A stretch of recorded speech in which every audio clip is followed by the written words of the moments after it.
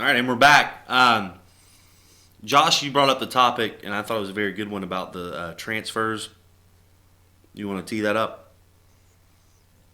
Sure. So, to me, I don't like where we're at now that these players, they get recruited somewhere. A school spends a lot of time and money recruiting them, bringing them there.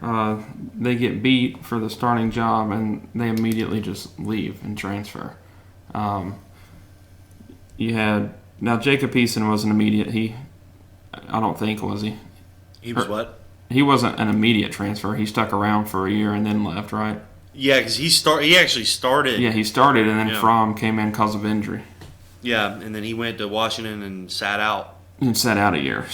But now he's the starter this year. You had Justin Fields, who left for Ohio State from UGA, and is now starting for Ohio State. Jake Haener, as you might say, he was the Washington quarterback battling Jacob Eason. He has said that he's transferring. It looks like he might be going to Fresno State. Kelly Bryant lost to Trevor Lawrence, went to Missouri from Clemson. Jalen Hurts left Alabama this year. Grad transfer. Yep, going to Oklahoma. And really, Oklahoma's had 3 years in a row now a guy that didn't begin his career there. Yep. Look at Kyler and Baker. The guy that was supposed to, that's sat behind Baker and Murray the last 2 years, he now transferred because he wasn't going to get to play. And I think he's the backup where he ended up transferring to as well. And then Tate Martell's another one. Yep. Josh Jackson left Virginia Tech and went to Maryland. The crazy thing is he didn't lose a starting job, though. He was playing pretty well for Virginia Tech and just left. I don't know. You used to, when I was younger, I remember if you went to a college, that's who you played for. Yeah. You were there your 3 or 4 years, and then that was it. And now you got kids transferring left and right, and it seems like the rules for making them sit out are starting to get lifted. A lot of people are upset Justin Fields is getting to play this year for Ohio State.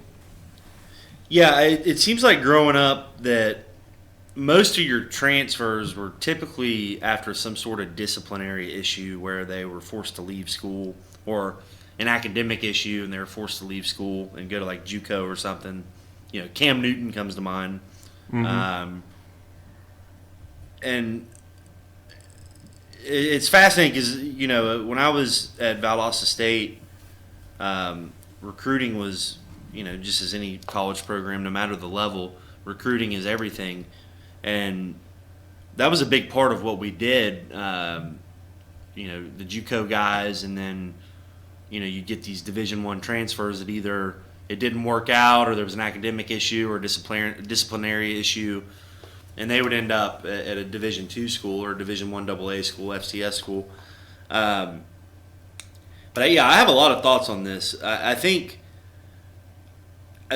when you go back to when the door opened, when they started letting guys who had already graduated go wherever they wanted and not have to sit out. Right. The grad transfer rule, which in general, I don't think that's such a bad thing. I think that it's gotten a little silly. I mean, you had Alabama one year got a couple tight ends that were fifth-year seniors. All right. They came right in. I don't know that was the purpose of it, the original intent. I dropped my pen here. And, remember Greg Paulus at Duke, the basketball player, and then he decided to be a football player again, so he was able to use that one semester of eligibility to go to Syracuse and be the quarterback. Football, yeah. And quarterback, wasn't he? Yeah. He wasn't bad. I mean, it was actually fun to watch, but to see how that's evolved to where, scenarios like that to now guys are just like, and I guess it's a double-edged sword because you got guys getting their degree in like 3 years, which is, kind of the purpose of it. You want them to finish school, and they're using that as an opportunity to be a free agent and go somewhere, because I think the main part of that rule is the school you go to has to have a master's program not offered at the school you were at before. Yep. So you have guys getting master's degrees in some random stuff just so they can go to a certain school. I'm pretty sure that's what Jalen Hurts is doing. And then once that door was open, now you have where fewer and fewer guys are sitting out a year because of this waiver thing where, you make an exception for one guy, the floodgates open, and then you can start, it becomes big business. I know that there's this attorney out of Atlanta, I believe, who is quite famous. I know he represented Justin Fields and a lot of other guys to where he's able to kind of present the case. He's so good at it that the NCAA actually hired him. I gotcha. Believe it or not. I didn't know that. Yeah, I can't remember. His name escapes me. Mark Bradley of the AJC actually wrote an article about him the other day. I would recommend folks checking that out if you're interested in this topic. But, there's so many byproducts of it. Baker Mayfield is so interesting where he was technically a walk-on at Texas Texas Tech. Yep. With Kingsbury, and he started the very first game of the season as a walk-on. So what that meant as far as his eligibility goes, he wasn't a scholarship athlete. So when he decided he didn't want to play there anymore, he left school and then enrolled at Oklahoma, I believe, that next January, and was not a scholarship player there either. Yeah, so he was ready to play if he wanted. Right. He still could transfer when he wanted. Yeah, so he was so when and it makes for such a great story. Oh, from walk on to Heisman winner. Well, the term walk on, it's not like he was Rudy Rudiger out there. I mean, Right. he would have gotten a scholarship had he wanted it, but it was like a for lack of a better term, a don't ask, don't tell kind of policy where Lincoln Riley, I think Bob Stoops was still there. They knew Baker Mayfield had enrolled in college and was on the campus in Norman. Yep. But in order to save that scholarship, he came out there because, Baker, I don't think he grew up poor by any stretch of the imagination, so tuition wasn't an issue. So you have that kind of thing where, you've always been able to, if you wanted to play that game, but, so many athletes, I'd say the vast majority, 90% of them need that scholarship. So that's where a lot of these rules come in, and I think it's something that we've seen it more and more in high school. Like when I was in school, we saw it with basketball a lot, where people were just moving around the county in Gwinnett, where there's 20 high schools, so you could move 5 miles down the road and jump 2 districts. Right. And I've heard of that happening a lot in high school. Yeah, and then you didn't really see it much in football, and then it started happening. I remember my senior year was when Katrina hit, and all these kids came from Louisiana and Mississippi, and what do you know? Brookwood and Parkview got all the good players. Yeah. And then there was the big thing at Grayson a few years back where like 8 to 10 kids moved in. Even the kid at Clemson now, Chase Bryce, he was their quarterback. And apparently, and I haven't independently verified this, but I heard it from a pretty good source that he ended up going his senior year. He ended up finishing the school year in Oconee County playing baseball. Oh, really? Yeah. Huh. North Oconee, I believe. So it's gotten out of hand at the high school level, and I think we're seeing that bleed in at the college level, where it's just a culture. It's something that these kids do all the time. Right. I wish there were a little stricter set of rules on it. It seems like it's getting less strict, honestly. Yeah, I mean the whole DJ Shockleys of the world, T. Martin. Yeah, I just don't. I mean, oddly enough, in Madden this year, the new story mode where you get to create your player and try to build a career in the NFL. He's recruited heavily out of high school. That's how you start out, and you pick the college you want to go to, and then the storyline turns into last minute a hot shot quarterback transfers in and takes your role, and you you have to stick it out. Like, that's part of the story. And I'm like, how unrealistic is that? Because that doesn't happen anymore. No number one quarterback in the country is going to get beat out by a transfer and stay at that school for 4 years. No, and playing devil's advocate, why would you? Yeah, I mean, I understand the want to leave. If you think that you have what it takes to play on Sundays, but you're wasting your talents on the bench, I understand wanting to leave, but I don't like the instant eligibility because I feel like it makes it too easy for him to transfer and make the decision. I want to see him stick it out for a year and try to win that starting job.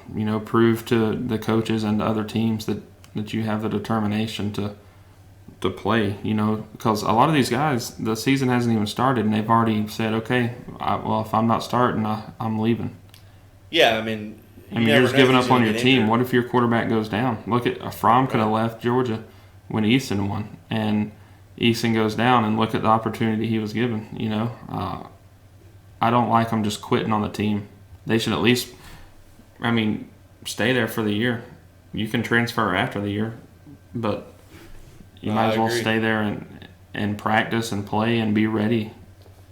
And not to mention the effect that it has on Division II and FCS and JUCO schools where they were getting a lot of these kids. You look at Zach Mettenberger, for instance, or Cam Newton. They went, when they had to leave school, went to JUCO and had huge years. In JUCO. Didn't Washaun Ely leave Georgia for a JUCO? Yeah, Washaun. I haven't heard that name in a while. Yeah, a lot of your JUCO transfers, or when guys go D1 to JUCO, it's typically some sort of disciplinary or academic issue. Right. And at Valdosta State, we would get the D1 guys all the time that for whatever reason it didn't work out, and they would come and ball out. We sent a lot of guys to the NFL. Right. And you don't have to sit out when you go down a level, only when you go up. So, or when you go laterally, and it's had an effect at that level too, because they're not getting the same kind of players, and it kind of waters down that product too. But there's pros and cons to all of it, obviously. I'm with you though. I despise this whole notion that they're essentially becoming free agents. Yeah. Like I said, I'm good with a transfer being a thing, because I understand, like you said, if you're not going to play, why just waste away on the bench for 3 or 4 years? Right. Especially at that position, quarterback. You should have to stick the year out with your team that you committed to. It's called a commitment for a reason. Don't just leave on them week 0 when you're not named the starter. And I'm pretty sure, didn't Georgia get a tight end from Tennessee too? I think so. That's the crazy one to me, that this kid played 4 years at Tennessee and now he's going to play a year at Georgia. Yeah. And go back to Neyland Stadium, and it's just odd. Nuts. How do you? They need to get to work on some different guidelines and rules for some of these transfers. I don't know. I just don't like where it's at. Well, if we're going to call a spade here, I think the NCAA should just be blown up entirely and started from scratch, because the whole thing is corrupt and no one knows the rules, and the rule book is this thick and every coach has to take a test on it every year. Yeah, there's new rules this year. They can change the rules every 2 years, but they can do it every year if it relates to player safety. Right. And the targeting rules have been changed this year. How was it they changed? Now there's a review on targeting. There's always been a review, but now it can be overturned. Used to the penalty stood no matter what, but the player might not necessarily be ejected. Now the entire penalty can be overturned. Also, overtimes, once you start overtime 5, the rules have changed. You don't just go into an endless amount of overtimes. So I believe now you get like a 2-point conversion attempt to get into the end zone, one play. Like it changes dramatically once number 5 starts. I didn't know that. Yep. Now, still in overtime 3 and 4, you're forced to go for 2. But if you make it to the 5th overtime, it's going to be completely different this year. Yeah, I guess after that LSU A&M Yeah. game. Yep. That was the last regular season game last year. 7 overtimes. Well, we could talk the rest of the show about that game, but the fact you talk about 9 lives. Well, I think it's interesting, but I think it's just going to keep evolving and more of a free agent. I think it's going to get to the point eventually where the NCAA is going to have that too big to fail syndrome or circumstance, and something's got to give. I don't know, because you can't pay the players. I mean, I think when you talk about players' rights and compensation, and yes, they should be compensated, but then Title IX comes into it, and you got to pay the women's track team and the men's fencing team because they're athletes too, even though no one watches them. A lot of these people recruited are out of state, and out of state tuition at these things is not cheap. No, they're getting not at all. quite a bit of compensation as is. Yeah, but they don't see it that way, as you know. So anyway, well, before we go to break, a quick Braves update because it wouldn't be a guest host from me if we didn't mention them. The tough game yesterday. You got to credit the guys for even being in that game after the travel they had to go through. They swept the Mets 3 games in New York, and then had a 10 after 3 start yesterday in Denver, Colorado, and now tonight they're in Toronto. Yeah. Yeah, a 2-game series in Toronto. It's the MLB scheduling is maybe worse than the NCAA. Yeah, I guess they were just struggling to find a place to throw that makeup game in there from the rain out earlier in the year, but still it was tough. I mean, we went 7 scoreless between both teams, and in the 8th, the Rockies were able to pick up a run, and we tied it back in the 9th, and then, of course, they walked it off in the bottom of the 9th yesterday, taking the game 3-1.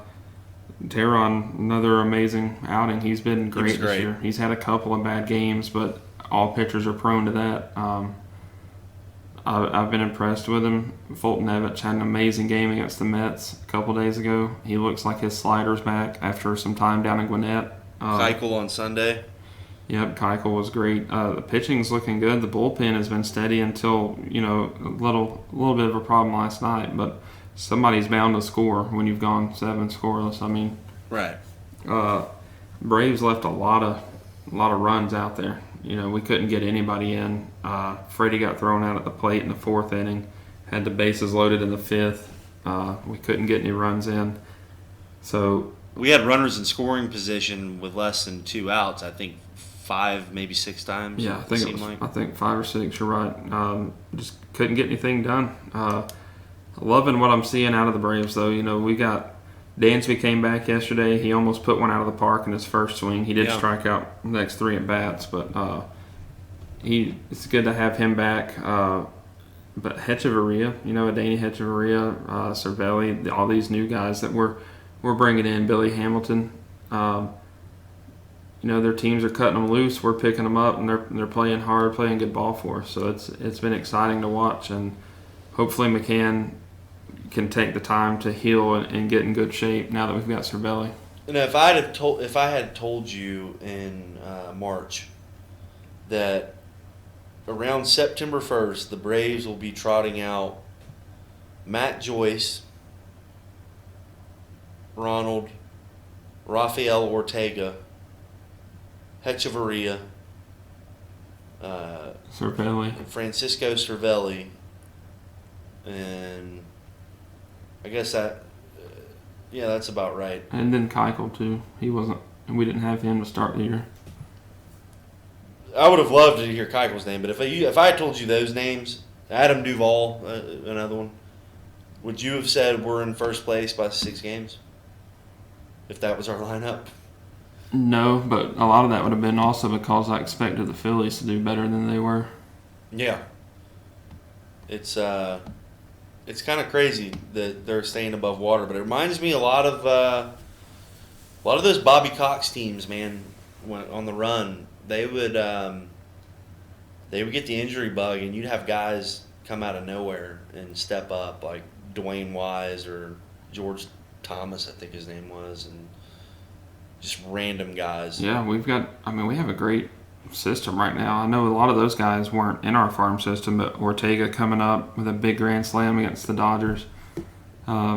He's been playing great at Gwinnett all year. As you know, I've got season tickets down there at Gwinnett, so Yeah. I've got to watch him a lot. Camargo's down there right now, and he's absolutely raking. I think he just needed to get some consistent playing time to get his swing back in order. Without a doubt. He's killing the ball.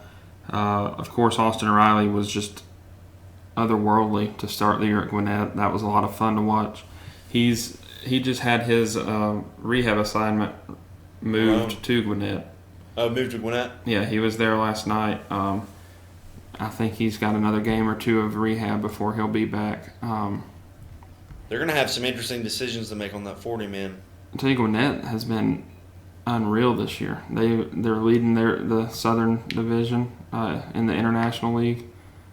They've set records for home runs hit, similar to what the Braves are doing. You know, home runs are flying out of the ballpark everywhere. But having Ortega, Duvall, Riley earlier in the season, I mean, that's like the 27 Yankees of all three of baseball, them, isn't it? if all three of them had played all year at Gwinnett with no interruptions, you're looking 30 to 40 home runs for each. I mean, they all three, I think Ortega had around 25 when he was called up. Duvall was in the high 20s. Riley was, I want to say 18 or 19, but he was called up pretty early. Yeah, mid-May, right? Yep. I mean, he was just mashing the cover off the ball and then continued it right into the MLB until pitchers started figuring him out. But well, I think, and that's the good thing, I think, with his injury. I mean, you never want to see a guy get hurt, but getting that break, it reminds me a lot of Kyle Schwarber back in 2016 when he kind of got hurt, was able to take a break, and opposing teams weren't able to continue building their book on him. Yeah, Schwarber even spent a decent amount of time in the minor leagues getting everything right, and then when he came back, he was great again. Yeah, and he was, I guess, the DH in those games against Cleveland. Mm-hmm. I'm. This is one of my favorite times of the year with football coming back, and October's upon us. The Braves are good, and it's just so exciting. I'm with you.